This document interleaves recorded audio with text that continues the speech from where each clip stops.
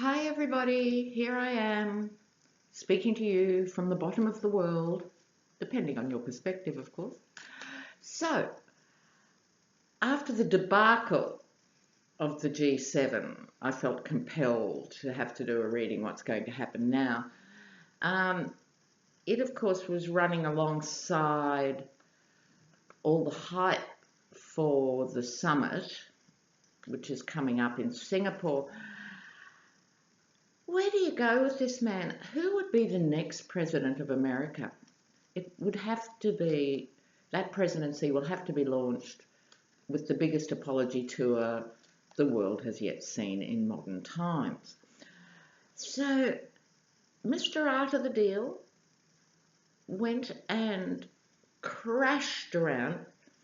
What did happen? We'll find out more, but from what I've sort of seen and heard, he came late, left early before anything significant got talked about. But what I found really strange was his gutlessness. Yet again, I keep getting surprised about what a coward he is. So he goes there and he nods at everyone, and then he gets on Air Force One. I think Air Force One may have been cursed. I think it's a Bermuda Triangle that's on board Air Force One. And then he blasted Canada. So I'm sure you guys all know the story. So the trade talks themselves, it seems from what I've heard that the Europeans are now over him and were prepared to make a stand. So I think you could safely assume there was pushback, and he can't handle it. He can't handle anyone contradicting him. And so he turns up late, and basically, I think, this is just me talking, not the card, I think they more or less said, where the fuck have you been? And this is what we're going to talk about. The man, like, we know he has the brain of a goldfish. We're fully aware of this. But he's incapable of sort of understanding that this has repercussions. The world is not a giant real estate agency, Donald. Someone should break the news. He really doesn't get it. So, I'd love to hear from any Canadian viewers what's happening on the ground, and talk about the pot calling the kettle black, accusing anyone else of lying, let alone Trudeau. You can't deal with him because he's just such a slippery idiot. There's no way through. So let's just see. I'm looking today at Trump and the world leaders. So Trump and the world leaders.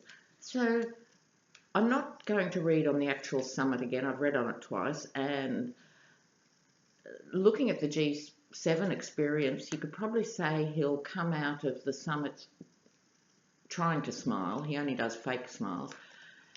And shaking hands. And then he'll get on Air Force One and announce that he's going to bomb North Korea. Who would know? How could you possibly trust this guy? So we'll just have to wait and see what happens with the summit, shall we? But in the meantime, let's look what's happening. This is to do with the trade policies and the pushback. What's happening with trade? What's happening? Trump's trade policies. Trump's trade policies in the world. All right, let's dive in here. The fool in the centre. There you go, viewers. You really couldn't script it, could you? So there he is at the centre of the world. He might turn up as the emperor again in some other context, but this is him as the absolute fool. And that's another thing that I think happened at the G7. The other people came with information for him that was brand new to his ears. If you do this, it has this economic effect somewhere else. He can't handle part two of an issue. So, the Fool, there he is. Page of Pentacles. Straight off the bat, I'd interpret this as a naivety around money. Normally, the Page of Pentacles represents someone younger, but I think it's saying here he thinks like a 12-year-old. So naivety about money and the economy. Across that, this is happy families, not. This is the Republicans. In my readings, this often turns up as the Republicans. Oh, sorry about the interruptions, viewers. Can't help myself. They are obviously upset at these colossal and stupid boo-boos he keeps doing with the economy. It contravenes what the Republicans stand for, which is a free-for-all with money. They don't care about 14-year-olds getting married. They don't care about issues outside of their little mini worlds, but they do care about money. They really care about money. So they're used to having an open playing field for money, and now they're going to have hostility wherever they go. It could also be the happy family of Trumpland, his base, being somewhat disillusioned, one would have to think. Yes, commerce and trade. So we're on track, viewers. Commerce and trade across the water. International commerce and trade is at the root of this reading. So that's a comfort to me to know the cards are on song.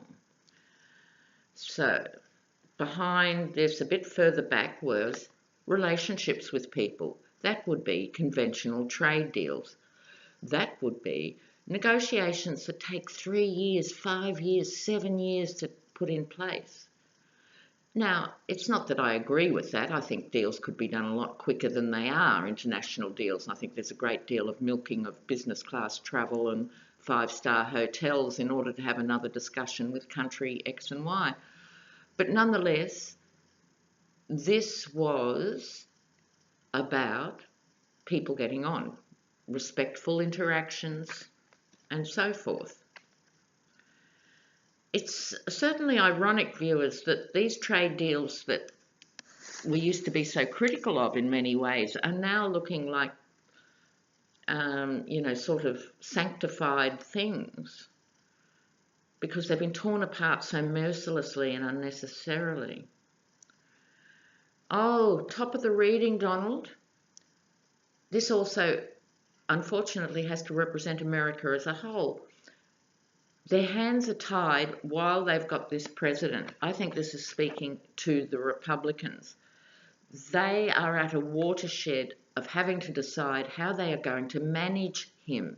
Are they going to let their own philosophies of prosperity, so these are people who don't care. If you drop dead in front of them, they'll walk over your body for 3 weeks. But they nonetheless feel their hands are tied with him and they're going to have to make a decision. Right, so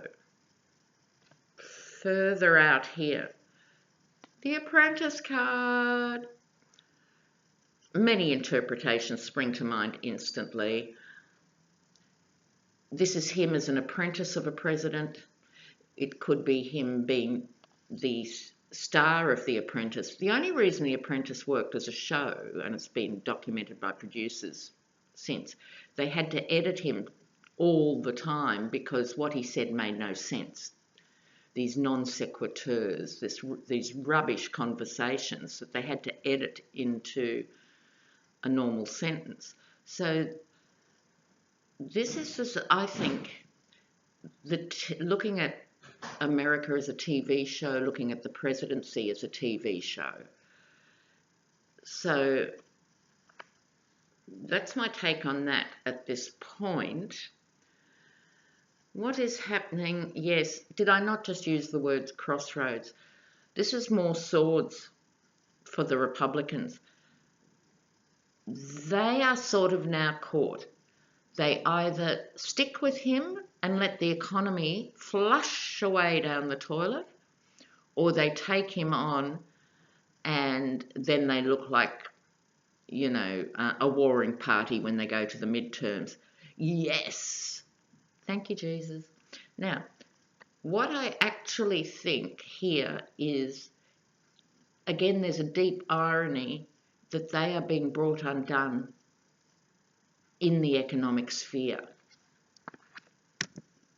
Because viewers, as we all know, the narratives go, and it's the same in Australia, it's the same in the UK, that the Democrats or the Labor Party in the other countries are not seen as responsible like the Conservatives with money.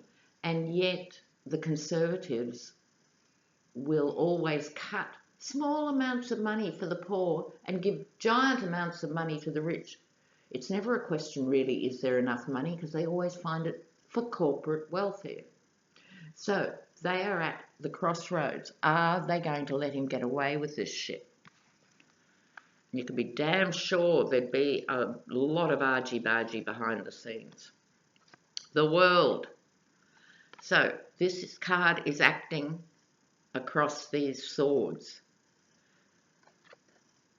America has to step up to Trump, and by America I mean specifically the Republicans. The rest are already trying to stand up to him. This impacts on the world. His bad behaviour, his ignorance, his bullying, his bluster is affecting the world, and the world is very closely observing this particular window of time now as the summer plays out. The environment or the atmosphere of this issue is the hanged man. That's not good for the Republicans. It's it's implying they're frozen a bit. It's like there's just enough Republicans who still support him that the ones who want to get rid of him, either by impeachment, the 25th Amendment, or just get rid of him some other way, no, the factions of the Republican Party, it looks like to me here, have fought themselves to a standstill. This is not what they need. They need dynamic leadership from the other side, not just Flake and Corker and a few of them. They need muscle, and they haven't got there yet. So let's see if they're going to get there a bit further out. Ooh, King of Pentacles. Money. So this is big boy money. This, I think, are the big Republican donors. Now, outside of some ideologues like the Mercers are weird, and Robert Mercer, it's a bit like Steve Bannon with immensely more money again. Mercer wants to tear things down. So it's not him. I think this is more the conventional Republican donors, even the stock market to some extent, the King of Pentacles. They are going to assert their weight. They are going to start muscling in. They're not happy with this non-response of the Republicans, and they're going to push the envelope. Can't be too soon. Ace of Wands, yes. Clubbing into submission. So, who are they going to club into submission? I'd like to think it was the Fool. I'd like to think it was Donald. But it could be clubbing the recalcitrant Republicans who are still mealy-mouthed and not going to stand up to the president. It could be that. But when I see the King of Pentacles power, can also be the abuse of power, but raw power combined with raw power, I think we're going to see more on that front quite soon. Yes, Knight of Swords. It might be a case, viewers, of too little too late. This is rushing into the fray, rushing in to save the day. But a lot of damage has already been done, and the tariffs haven't actually bitten yet. They've still to bite, and they're still to impact on American jobs. Ah. Ace of Cups. Ace of Cups could be that they do sort it out in time. This is the risky card. This is the risky card for the donors and the Republicans, rushing to try and make things all right and not actually thinking through what that means either. This could mean, it's a bountiful card usually, it could mean that they do it just in time. However, and I've got a however here, it's overflow of emotions. So this could lead into a more emotional space, not a less emotional space. Oh, and there's the Emperor. So he's in the emotional space. Okay, I get it. All right, so let me just recap for you here, guys. I think this reading is very much about the Republican Party. Are they going to stand up to him, motivated by their conventional love of money and dominating that space? I think the powerful donors are going to put enormous pressure on the Republicans. I think they're going to try and rush a solution, even try and wind back tariffs, something dramatic like that. And Trump is going to be emotionally absolutely apoplectic. He's going to not know how to deal with this confrontation. It's going to actually be a tipping point for him.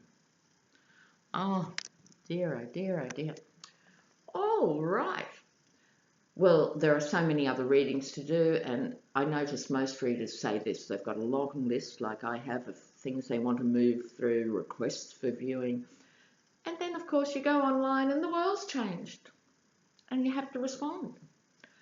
So Republicans have to pick up their act. Are they up to it? I'm not convinced. I think this is 1, 2, 3, or 100 nails in the coffin for the midterms. Let's hope. Bye for now.